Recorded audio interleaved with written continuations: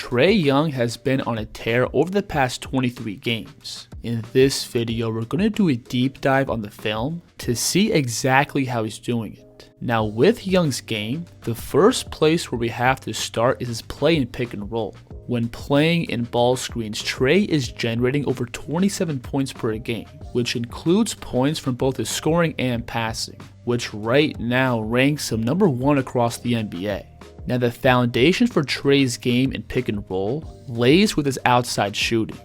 When Trey crosses half court, his first option is to always look to shoot if he has space. And Young is more than comfortable launching threes from outside of 30 feet. Wow, that was way out there and it goes down. Mechanically, Young's shot is built for range, having a low set point and not getting a crazy amount of lift off the floor. Those mechanics allow Young to leverage his entire body into his shot by primarily generating power from his knees and hips. On this play, watch Young bring the ball to his set point, and from this spot, notice how his feet are still planted on the floor, while his knees and hips are still bent.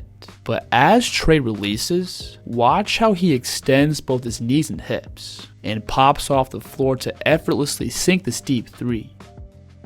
Now on top of that range, I also think Trey has really underrated core and lower body strength, which allows him to effectively create space off the dribble to then keep his base and rise up for a stable jumper. You'll see him here aggressively look to turn the corner off the screen, and when he gets Dillon Brooks to open up his hips, you'll see Trey plant off his right foot and step back to create space for his jumper. Tough three goes down plus the foul. You'll see him hit a similar move here going right, where Trey's now going to refuse the screen and attack towards the middle. And now he's going to slam the brakes by going between, which both gives this defender whiplash and gives Trey the separation to rise up. And again, all these separation moves come from Young's lower body strength, being able to shift his weight from one side of his body to another and keep his balance to elevate up. You'll see him here playing with the ball back and forth in isolation, and watch him punch his right foot back, then bring it across as he crosses. Then from here, he's going to separate off that same foot and flow into his step back. Now throughout Trey's career, he's never been the most consistent outside shooter. And I think the biggest factor to that is that Young has a pretty heavy shot diet of deep and heavily contested pull-ups. And the truth is, nobody can consistently be efficient game after game taking these type of shots. Even Steph Curry, who I think is the best shooter of all time, finds ways throughout games to get easy in-rhythm threes off the catch, which is why he's been consistently shooting over 40% from 3 year after year. And Trey Young, for the most part, doesn't really generate looks playing off the ball, which again leads to a vast majority of his perimeter shots coming out of self-creation. And that's why his 3-point percentages can drastically vary game to game.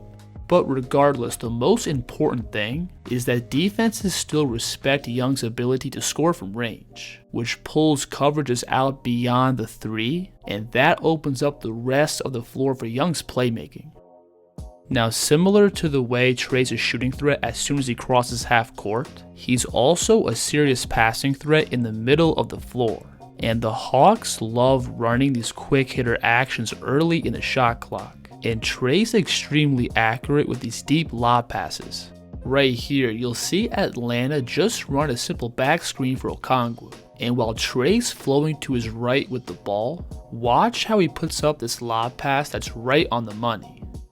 And because teams respect Trey's outside shooting, he's able to force defensive breakdowns without putting pressure on the rim. Right here, you'll see Okongwu run across to set the screen for Trey in semi-transition, and Şengün from here has to step up at the level of the screen in order to not give Trey a clean look off his pick. But that now allows Okongwu to slip behind the defense, which opens up this lob pass for Trey. We can see the same thing here, where again Şengün is forced to step up at the level of the screen, so Okongwu is going to slip behind for another lob.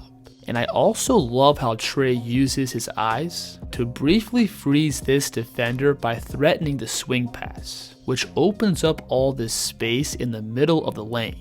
Over the top, the catch, and the big time slam. Now when Trae decides to play downhill and put pressure on the rim, he's extremely crafty in leveraging both his scoring and passing to generate points.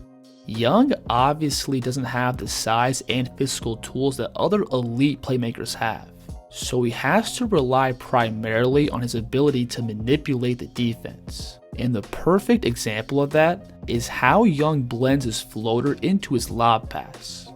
When Trae turns the corner, the defense is obviously well aware of his passing threat, and that threat by itself allows Young to step into easy shots at the rim. Watch him here turn the corner, then bring the ball up and put his eyes on Clint Capella rolling. And notice how this gets Şengün to drop back, which gives Young this high layup off the glass. We can see the same thing here, where Trae's again playing downhill, and notice how his passing threat back to the roller causes Banchero to hesitate on fully committing to the ball, which allows Trae to extend into another finish. I love this play here, where Trae's now working off his cross screen, and watch how he's going to catch then immediately pound the ball. Then he's going to gather it off his left foot, then give a pass fake with his next step, which completely moves this defender off his driving line. Then Trae is going to elevate off his next step and extend into this finger roll. Now in the same way Trae's passing threat opens up his scoring threat also opens up his passing. When Young turns the corner, teams have to respect his ability to score with these layups and floaters. But as soon as the backline defense slightly commits to the ball, that in return opens up these backside lobs. You'll see Trae here casually working off the screen, and when he drops his shoulders and takes one aggressive dribble downhill, notice how he pulls this drop defender towards him. And when Trae elevates up for this pass, he's pretty clearly not in the best position to defend.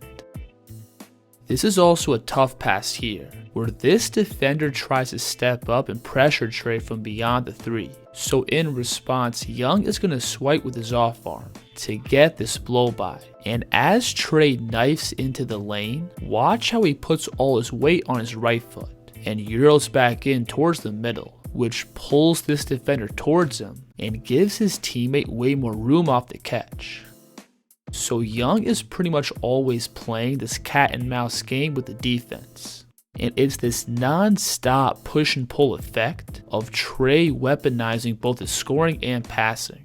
But on top of that, Young is also elite at reading defenders 2 or 3 passes away. You'll see him here playing in pick and roll in the middle of the floor. And notice how this weak side defender slides down to take away the roller. So in response, watch how Young is going to lift up and turn his head selling this corner pass, which slightly freezes this defender and frees up the roller for this lob. This is also a nice pass here, where Trae is now getting to this baseline drive, and watch him glance up at DeJounte Murray at the top of the key, which now freezes this help defender and opens up this dime to the corner. Now what ties everything together in Young's game, from his shooting to passing and driving, is going to be his ball handling. Now I wouldn't necessarily say that Young has super crazy Kyrie-like handles, but Trae does have a system of moves off the dribble that's extremely effective.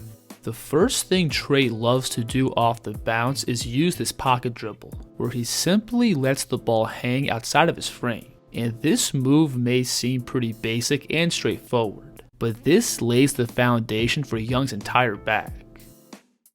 The first move Trae loves to hit out of this pocket dribble is the step back, where Young again brings the ball to his outside frame, and he sells the drive by dropping his shoulders and transferring all his weight to his outside foot, to then push off it and separate back for a jumper.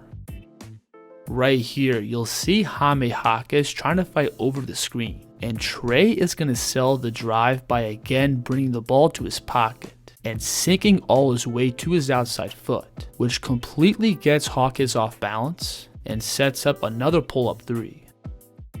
And then Trae has this move layered with counters. Watch him here bring the ball back up to his pocket. And notice how Jalen Suggs slides across Young's frame and takes away his right hand. So in response, Trae is going to slide the ball behind his back to then flow into his step back going towards his left. You'll see him hit a similar move here, where Trae brings the ball to his outside frame and skips up selling the right hand drive. And when he gets this defender leaning, he's going to both push off his outside foot and bring his back foot forward, transferring the ball between, which gives him a clean blow-by. And Trae can also use this pocket dribble to set up angles off the screens. Notice here how Dillon Brooks is trying to force Young to his left and keep him out of the middle of the floor. But watch how Trae brings the ball up to his pocket and sinks all his weight to his left foot, selling the drive. And as Dillon slides across to take away that angle, Young is going to transfer the ball between, giving himself now a clean angle to use this screen going towards the middle, which opens up all his passing options. Now overall, Trae Young is definitely not a perfect player. I think his physical limitations prevent him from being both a constant deep paint scorer, as well as being a reliable defender on and off the ball. But I still think Trae Young's pros far outweigh his cons, and I think Young today is easily one of the best passers across the league, and he's great at weaponizing that passing to set up his scoring. Plus, he also has the on-ball skills to generate more than enough offense for a playoff team. If you want to support this channel directly, feel free to check out my Patreon for exclusive breakdowns. But regardless, I still appreciate you stopping by, and I'll see you on the next one. The kid's here.